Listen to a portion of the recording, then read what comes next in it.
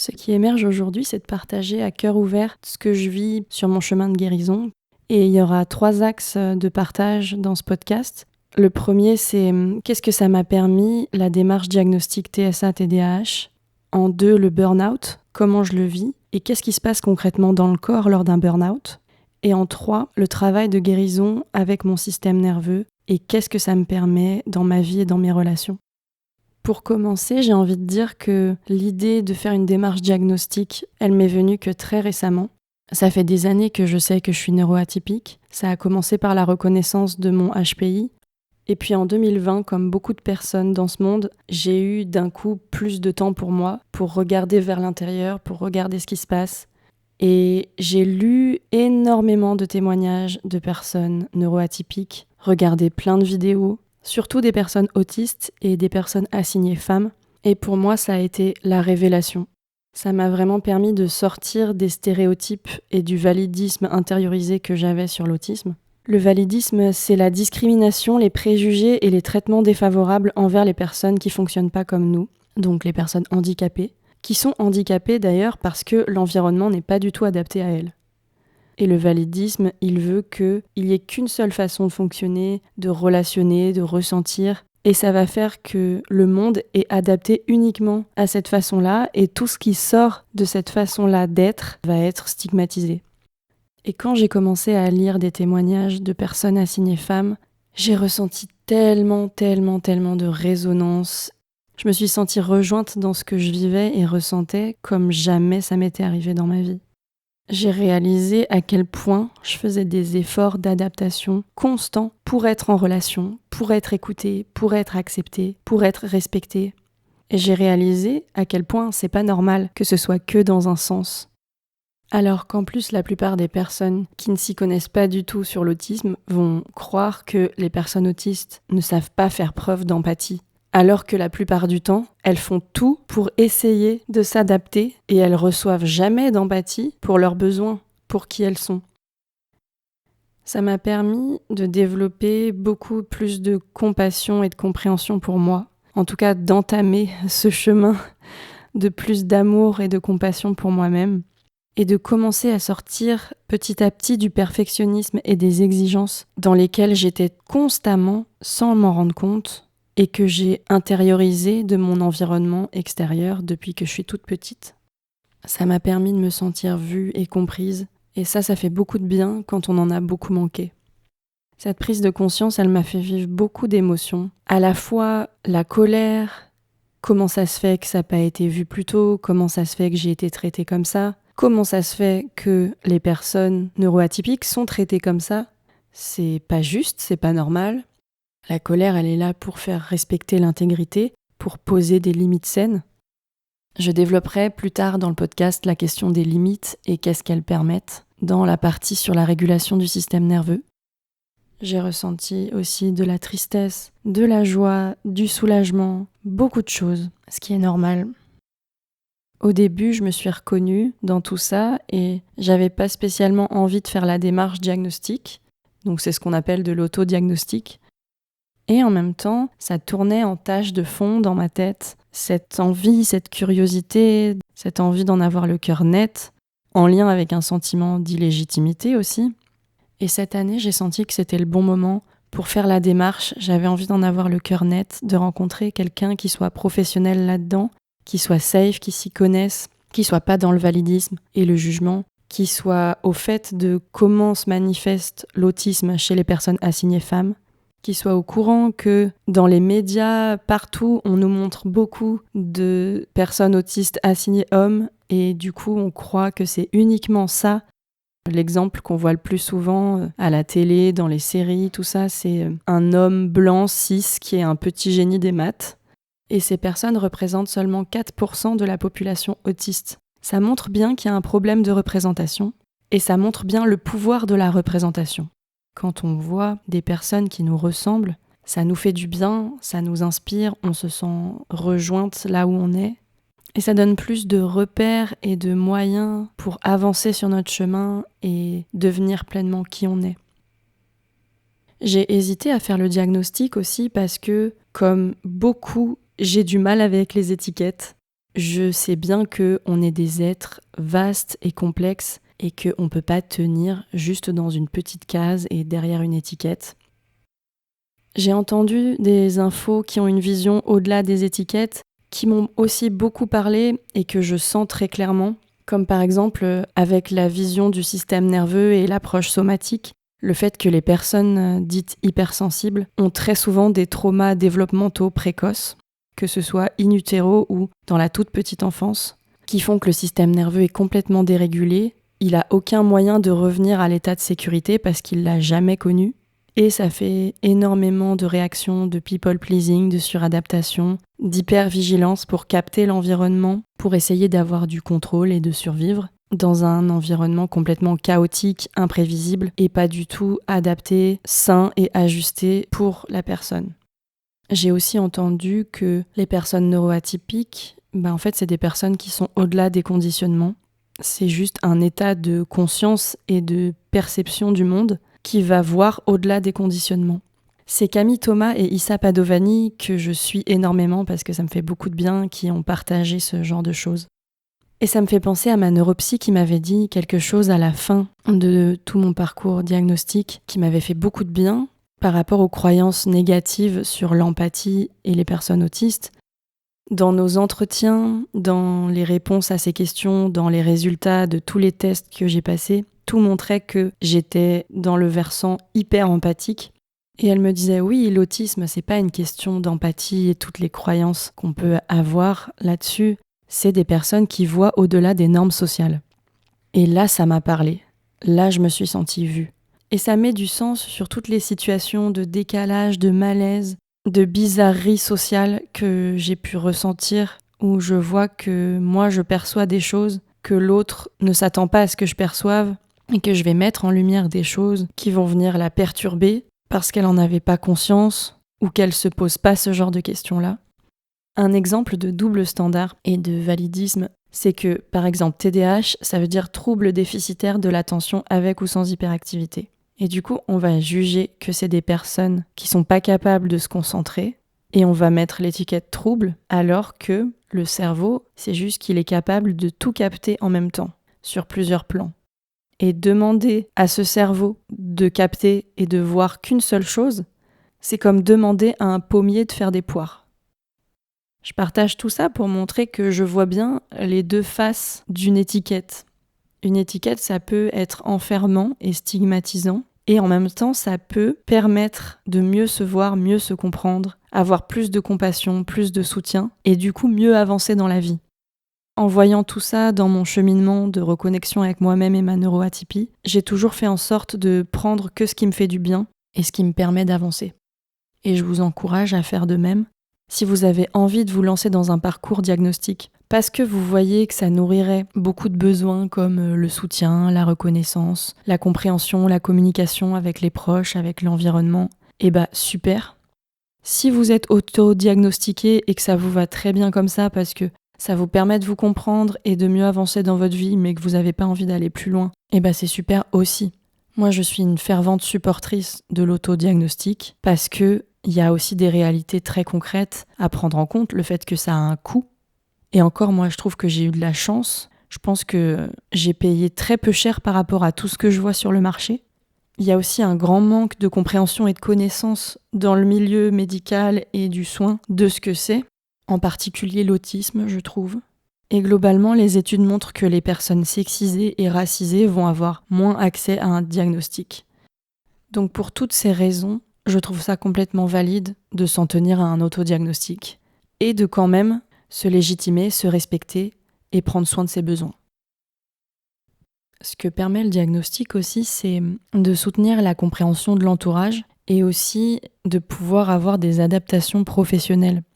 Moi, dans mon monde idéal, il n'y aurait pas besoin de faire passer plein de tests et dépenser plein d'argent à des personnes pour pouvoir les respecter, les écouter, les croire et s'adapter à elles. Mais bon, c'est pas encore le cas, malheureusement. Et donc, dans ce monde actuel, dans cette société, pour l'instant, le diagnostic peut être un bon moyen d'avoir plus de soutien et de compréhension et de sortir d'être constamment en suradaptation sans recevoir de l'adaptation en retour. Maintenant, j'ai envie de vous parler de mon burn-out parce que c'est très corrélé à mon diagnostic.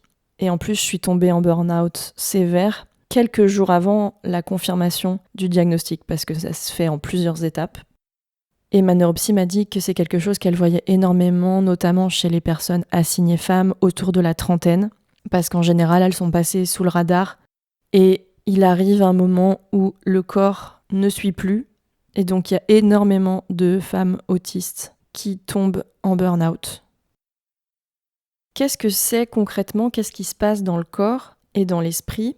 C'est pas juste la conséquence d'un excès de travail, c'est la conséquence d'un travail effectué avec un sentiment d'urgence et une insécurité constante derrière, plus un environnement qui ne prend pas soin de nos besoins. Il y a une part de soi qui est dans l'exigence de réussir et de tout accomplir à la perfection, sans écouter nos besoins ni respecter nos limites. Moi là, je l'ai vu très clairement. Et il y a même de la honte à respecter ses limites. Et le système, il va tout faire pour éviter cette honte, parce qu'elle est vraiment perçue comme une émotion mortifère. Il y a une étude qui montre que les gens ont plus peur d'avoir honte, d'être devant un public, devant des gens et d'être dans une situation de honte, que de mourir. Et très souvent, derrière la honte, il y a des besoins d'appartenance, d'acceptation, de sécurité. C'est vraiment une émotion sociale. Et on est des êtres sociaux. Très très tôt dans la vie, on a besoin d'être en lien pour survivre, pour grandir. Donc c'est pour ça que cette émotion, elle est très intense et elle vient nous chercher dans des zones très vulnérables. Et souvent, elle nous est transmise. C'est pas quelque chose qu'on a naturellement quand on naît, c'est transmis par le trauma transgénérationnel. C'est transmis par la honte non rencontrée et métabolisée et transformée chez nos figures d'attachement, en lien avec tout leur trauma. Et ainsi de suite quand on remonte les générations. Le burn-out, c'est un effondrement du corps et de l'esprit suite à une accumulation de tout ce que je vous ai dit juste avant. Au bout d'un moment, le corps n'a plus d'énergie. Le système nerveux, il est tellement constamment en état sympathique. Donc l'état sympathique, c'est l'état de combat-fuite, d'activation, d'action, de go, go, go. Il est tellement là-dedans que le corps, il va nous envoyer en parasympathique dorsal, donc l'état d'immobilisation, de shutdown et de figement du système nerveux. Pourquoi ? Parce que c'est la seule stratégie à laquelle il a accès pour nous maintenir en vie, pour nous protéger, et qu'on arrête de se brûler. Burn out. Pour vous donner un exemple très parlant, je trouve, c'est la voiture et le frein à main. Le burn-out, c'est ça, c'est le frein à main de la voiture. C'est un arrêt très brutal. Moi, avant d'être dans un état de burn-out, j'étais constamment en mode sympathique, en mode fuite-combat, sans m'en rendre compte. C'était la frénésie intérieure. C'est comme si j'appuyais constamment sur l'accélérateur de ma voiture et que je roulais à 160 tout le temps, nuit et jour, même quand j'essayais de me reposer, ça marche pas. Ça, c'est le signe qu'on est coincé dans l'état sympathique. Au bout d'un moment, il n'y a plus d'essence dans la voiture, là. Donc, hop, frein à main. Non seulement il n'y a plus d'essence, mais elle est en train de s'abîmer et de surchauffer. Et c'est ce qui se passe dans le corps, c'est qu'au bout d'un moment, on va accumuler les soucis de santé, les inflammations, l'hyperactivité mentale, parce que le système, il peut pas être et dans l'état sympathique et dans l'état de repos et de récupération. C'est soit l'un, soit l'autre. Et vu que le corps n'a pas accès à cet état de repos-récupération, il s'abîme beaucoup plus vite. Donc même si c'est très dur à vivre, je me rends compte que c'est hyper pertinent et que c'est vraiment la sagesse de mon corps qui prend soin de moi, à la mesure de mes besoins. Et à la mesure de à quel point ils n'ont pas été nourris avant. Et c'est là où ça m'aide d'avoir conscience de ma neuroatypie, c'est que je ressentais beaucoup de honte de ne pas arriver à m'en sortir professionnellement et à être suffisamment à l'aise financièrement.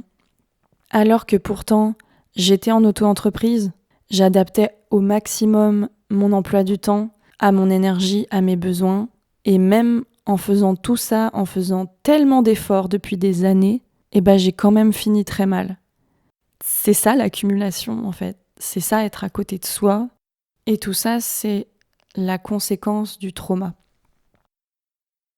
Donc j'en arrive à la partie sur la régulation du système nerveux, la prise de conscience de mes traumas. Il n'y a pas si longtemps, je pensais que c'était normal d'être constamment angoissée à l'intérieur, d'avoir constamment la sensation qu'un danger va arriver, que je suis menacée et que je risque de mourir. Je pensais que c'était moi. Je me rendais même pas compte que c'était de l'angoisse. Pour moi, c'était mon état, c'était moi. Et j'ai découvert en me formant sur le système nerveux que le corps développe une addiction aux hormones du stress. C'est quand même fou quand on en prend conscience. Et c'est pour ça qu'il y a vraiment des addictions au drame dans les relations. Et c'est ça qui va faire qu'on va aller aussi vers des choses pas totalement respectueuses de soi, parce que c'est ce qu'on a toujours connu et ça déclenche des processus chimiques et hormonaux internes auxquels on est devenu accro. Cette année, j'ai réalisé que la régulation du système nerveux, que je considère être la guérison la plus profonde que j'ai jamais vécue, j'ai réalisé que cette guérison, c'était vraiment un mode de vie. Et je prends conscience de toute la patience, la persévérance et la consistance que ça nécessite, et l'engagement avec soi. Et en disant ça, je me sens fière de mon chemin, parce que si vous saviez tout ce que j'ai traversé cette année, que j'aurais pas pu penser traverser avant en étant capable d'y survivre et de retrouver la sécurité derrière. Et pourtant, je l'ai fait à chaque fois. Et c'est ça, la régulation du SNA, c'est sortir de la peur, sortir de l'anxiété par rapport à ce qui se passe en soi, être capable de traverser la douleur, de traverser la peine, l'angoisse, la colère, toutes ces émotions qui ont été réprimées pendant des années et retrouver un état de sécurité derrière, l'état parasympathique ventral. Et je me rends compte que cette anxiété constante, c'est que des petites Joannes intérieures, c'est que des enfants intérieurs.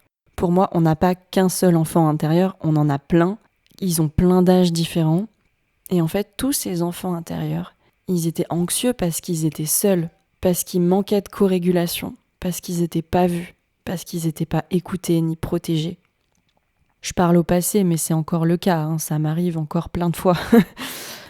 C'est juste que maintenant, je le vois, je les vois, et du coup, je peux rentrer en relation avec eux et réadapter les choses à partir de la sécurité du présent, à partir de la Joanne adulte, là maintenant, qui a des capacités, qui a des moyens, qui a du pouvoir de choix, qui a sa souveraineté et sa puissance. Là où les enfants intérieurs vivent beaucoup d'impuissance, parce que les situations de détresse dans lesquelles ils sont coincés, c'était des moments où ils n'avaient pas accès à leur plein pouvoir, ils étaient dépendants de leur figure d'attachement. Et maintenant, je vois beaucoup mieux aussi les parts protectrices qui leur sont associées, qui ont souvent le même âge. Du coup, elles ont des stratégies très simplistes, parce que c'était ce qu'elles avaient de mieux à ce moment-là, c'était ce à quoi elles avaient accès. Donc ça va être des croyances très réductrices comme « je suis nulle, je vaux rien, je fais jamais assez ». Et ça va être des comportements comme le perfectionnisme, être tout le temps en activité, jamais se reposer, se réfugier dans le sucre, dans la consommation excessive de nourriture pour se remplir. Elles vont trouver des moyens de nous protéger de cette douleur immense que ressent cet enfant intérieur. Et du coup, il va être comme exilé du système pour pas nous submerger jusqu'au moment où on retrouve la capacité à être avec ça sans être submergé et à retrouver l'état de sécurité derrière. D'où l'importance de vraiment aller à son rythme et écouter son système. En fait, apprendre à écouter son corps, c'est déjà apprendre à le connaître et apprendre à lui faire confiance. Je sais que d'entendre « écoute ton corps », c'est pas forcément aidant quand on est dissocié de lui. Je suis bien placée pour le comprendre. Donc à ce moment-là, moi, les 2 phrases que j'aime bien, c'est « j'apprends à le connaître » et « j'apprends à lui faire confiance ». Et comme vous l'entendez, c'est un apprentissage, ça se fait pas en 2 jours. C'est comme développer une relation avec quelqu'un.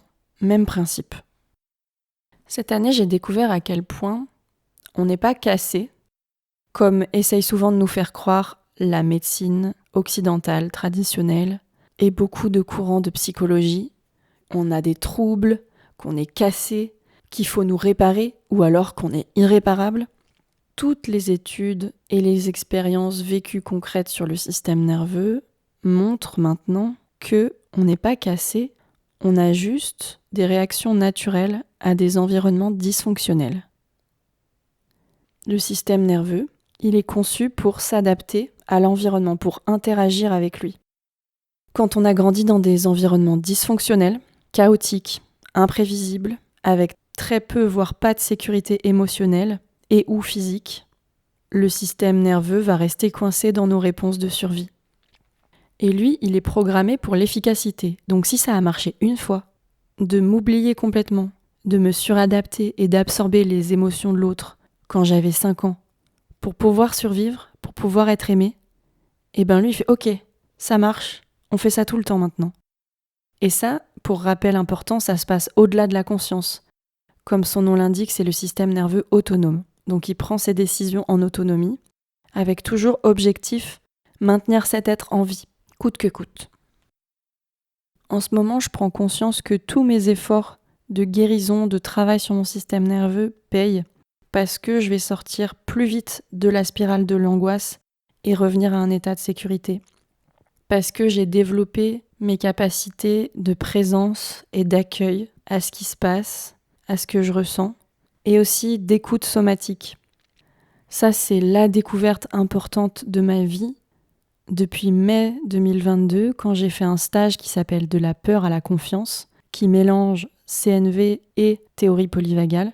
J'ai découvert l'importance du corps, du somatique, et à quel point j'en étais loin et coupée sans m'en rendre compte, et que je faisais aussi des pratiques corporelles, comme le qigong et le yoga, que j'aime toujours beaucoup. Mais là, j'ai découvert un autre monde. Et j'ai réalisé à quel point c'était vraiment un gain de temps et d'énergie, parce que ça fait des années que je suis en thérapie, que j'en fais plein, et c'était très utile et guérisseur, je crache pas du tout dessus, j'ai beaucoup de gratitude. Et en même temps, je me rends compte qu'avec l'approche du SNA en plus, la guérison, elle devient beaucoup plus incarnée, beaucoup plus efficace, parce qu'il y a le corps qui est impliqué dedans. Et efficace, pas dans le sens productiviste, capitaliste, il faut des résultats, mais vraiment dans le sens, ça marche. Ça marche, et là, ce qui me pesait depuis des années, en fait, d'un coup, ça devient beaucoup plus gérable, beaucoup plus léger. Je me sens beaucoup moins submergée. J'ai pris conscience de à quel point j'étais dans la fuite, même dans le domaine du développement personnel et de la thérapie, alors que je pensais que c'était aller vers moi-même et développer plus de conscience, mettre plein de choses en lumière. Il y avait clairement cette partie-là, Et en même temps, il y avait une partie de moi qui s'en servait comme d'une fuite de son corps, une fuite de la terre, parce qu'il y avait trop de douleur et qu'à ce moment-là, j'étais pas en capacité de voir et d'accueillir tout ça. La régulation du SNA, ça me permet d'arrêter plus vite, de partir dans de la suranalyse et de vivre mon émotion, de la laisser me traverser et de retrouver mon centre. Maintenant, je vois beaucoup plus vite quand je pars en suranalyse. Avant, je le voyais même pas. J'étais juste complètement absorbée par cette part de moi qui se met à faire des plans pour l'avenir et à envisager tous les scénarios possibles. Et ça va vite, c'est très efficace et ça surchauffe et ça m'épuise. Et avant, elle prenait toute la place. Et j'avais très peu de moyens pour revenir au présent et revenir à ma sécurité intérieure. Maintenant, quand elle s'active, je le vois et je sais que c'est le signe que je me coupe de mon corps, car les émotions sont trop inconfortables pour cette part. Maintenant, je vois la fuite et je me blâme pas. Le principe, c'est ça, c'est ok. Juste voir, reconnaître et de se former sur le système nerveux, ça aide beaucoup pour l'auto-accueil et l'auto-compassion. Parce que ça donne du contexte, ça donne du sens à tout ce qui se passe, à toutes nos réactions, à toutes nos pensées. Ça, je le vois très clairement cette année avec moi-même et dans mes relations. J'ai l'impression que maintenant tout est beaucoup plus clair et que ça me permet plus de distinction aussi entre ce qui est moi, ce qui est l'autre, ce qui est à moi, ce qui est à l'autre, et de moins être dans la confusion qui va faire que je mets plus de temps à retrouver ma sécurité ou que je la retrouve pas du tout. Et là, je vais vous donner un exemple très concret qui m'est arrivé hier soir, où je ressentais une angoisse de mort, une insécurité hyper forte en lien avec le thème de la sécurité financière. Parce que je suis dans une situation, pour l'instant, avec beaucoup d'inconnus et assez précaire. Donc là, j'ai vu qu'il y avait énormément d'angoisse et que, ça y est, tous les plans étaient en train de se faire, j'étais en train de faire des recherches internet dans ma tête, j'étais en train d'imaginer plein de scénarios de survie, de comment je pourrais m'en sortir s'il se passe ça, et j'allais vraiment dans les pires trucs. Mon cerveau, il fait ça très bien. Et au bout d'un moment, qui était beaucoup plus rapide qu'avant, j'ai fait « Ah, ok, je te vois, stop, ressens. Elle est où l'angoisse ? C'est comment dans le corps ? » Et la pratique somatique, c'est je suis présente à mes sensations sans les juger ou chercher à les repousser comme d'habitude. Je sais que mon corps, il est intelligent, je sais qu'il peut traverser et je me mets à son écoute. Et comment il a envie de bouger ? Quand il y a beaucoup d'agitation et de peur, souvent, le mouvement, comme le shaking, le fait de se secouer, les mains, les bras, les jambes, le buste, voilà, tout le corps en entier, ça va faire du bien. Et ça, c'est quelque chose que les animaux font tout le temps dans la nature. Dès qu'ils traversent une situation où ils ressentent de la peur, ils vont se secouer juste après pour libérer, faire circuler l'énergie et les hormones que sont cette émotion. Et pour la colère, des pratiques somatiques pour aider à la traverser, ça va être de grogner, de lever la lèvre supérieure, de montrer les dents, de repousser quelque chose avec les bras, par exemple pousser contre un mur, de serrer et tordre un plaid. J'ai réalisé cette année que j'avais beaucoup enfoui ma colère, j'avais beaucoup de honte autour de ma colère.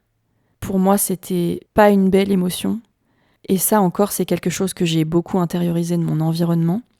Alors que la colère est très utile et qu'elle m'a beaucoup aidé à sortir du figement et de la dépression. Récupérer sa colère, ça va vraiment remettre le système en mouvement et faire récupérer notre énergie en fait. Des parts de nous qu'on a exilées, qui sont congelées dans des coins. Et moi je croyais que la colère c'était forcément mauvais parce que je vois toutes les guerres, les conflits entre les gens, les personnes qui explosent, et le mal que ça peut faire, j'ai beaucoup baigné là-dedans. Du coup, j'associais la colère que à des choses négatives. Mais tout ça, justement, c'est pas de la colère saine. C'est le résultat d'une colère qui a jamais été sainement accueillie, métabolisée et guidée. Et c'est ça aussi que je réapprends à faire en régulant mon système nerveux, c'est de voir et de sentir à quel point c'est une énergie au service de la vie et que, avec la guidance adaptée, au lieu d'être destructive, elle est constructive. Au lieu de l'enfouir et que ça me fasse beaucoup de mal, ou qu'elle explose parce que je l'ai enfouie et que ça fasse mal à mes relations, il y a une troisième voie, la voie de l'écoute empathique et de la régulation. Une grande leçon aussi pour moi en ce moment, c'est d'apprendre à écouter et respecter mes limites, à poser des limites saines et à oser m'exprimer, à arrêter de fuir ou de me suradapter, à arrêter de ghoster les personnes parce que j'ai pas assez de sécurité émotionnelle et j'ai peur de pas être écoutée et respectée dans mes limites. Plus je me régule et plus je suis présente à moi, plus je suis capable de voir mes limites, de les connaître et de les poser et de savoir que c'est sain. Parce que j'avais les mêmes croyances qu'avec la colère. Que avoir des limites, ça voulait dire se fermer aux autres, se fermer aux relations et finir seul et mal aimé. Forcément, tout ça, ça donne pas envie de poser ses limites. Ça donne pas envie de les respecter, ça donne même pas envie de les voir. Et ça, c'est le trauma. Le trauma, ça brouille complètement la notion du moi. Ça fait qu'il n'y a plus de limite entre les autres et moi, que mes contours sont flous et que je vais absorber l'extérieur sans filtre. Tout absorber, même ce qui m'abîme. Et la raison, c'est que je ne peux pas connaître mes limites quand elles n'ont pas ou peu été respectées depuis très tôt dans ma vie. Ça m'a aidé à développer de la compassion pour moi-même, de prendre conscience de tout ça. Et ça m'aide à avoir de l'empathie pour moi quand j'ai des situations qui m'invitent à les poser pour me respecter et respecter l'autre et prendre soin de la relation et être en authenticité dans la relation parce que c'est important pour moi. Eh bien, ça met du sens sur pourquoi c'est si dur, pourquoi ça me demande des efforts conscients, pourquoi ça va générer de la fatigue après derrière. Parce que c'est comme les courbatures d'après le sport. Ça montre qu'il s'est passé quelque chose, qu'il y a un effort qui a été fait et qu'il y a une croissance qui a été générée. Et vraiment, je célèbre toutes les fois où j'ai osé m'exprimer, où j'ai osé respecter mes limites, poser mes limites saines, parce que ça a été très constructif et très au service de la relation. Et c'est ça qui permet d'être vraiment en relation d'ailleurs, parce que s'il n'y a pas de limite, il n'y a pas de relation, il y a de la fusion. Il n'y a pas toi et moi, il y a un gloubi-boulga flou qui va entraîner beaucoup de fuite ou d'agressivité, beaucoup de réponses de survie. Et j'ai envie de préciser quelque chose d'important, c'est que la régulation, c'est pas l'invitation à revivre les expériences traumatiques pour guérir.